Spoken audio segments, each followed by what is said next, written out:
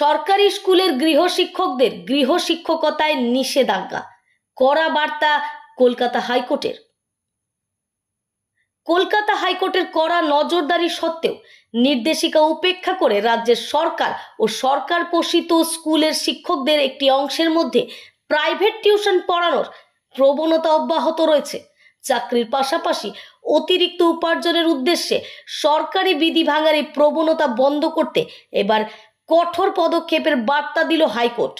শিক্ষকদের এই ব্যক্তিগত পঠন পাঠন সংক্রান্ত দায়ের হওয়া জনস্বার্থ মামলায় রাজ্য সরকারের পদক্ষেপ জানতে চেয়ে হলফনামা বা বিস্তারিত রিপোর্ট তলব করা হয়েছে। আদালতে রাজ্যের যুক্তি ও মামলাকারীদের দাবি, মামলার শুনানি চলাকালীন রাজ্যের তরফে আদালতকে জানানো হয়েছে যে সরকারি ও সরকার পোষিত স্কুলের শিক্ষকরা যাতে কোনোভাবেই প্রাইভেট টিউশনে লিপ্ত না হন তা নিশ্চিত করতে ইতিমধ্যে নির্দেশ জারি করা হয়েছে। সমস্ত জেলার বিদ্যালয় পরিদর্শকদের এ বিষয়ে উপযুক্ত ব্যবস্থা নেওয়ার নির্দেশ পাঠিয়েছে রাজ্য। ব্যুরো রিপোর্ট, কলমে নবনীতা পাল, ভিডিও এডিটিংয়ে প্রসূন মান্না ও আমি রং নিউজের রিপোর্টার রূপা সরকার। রং নিউজ, রঙিন নয়, সত্যের গভীরে।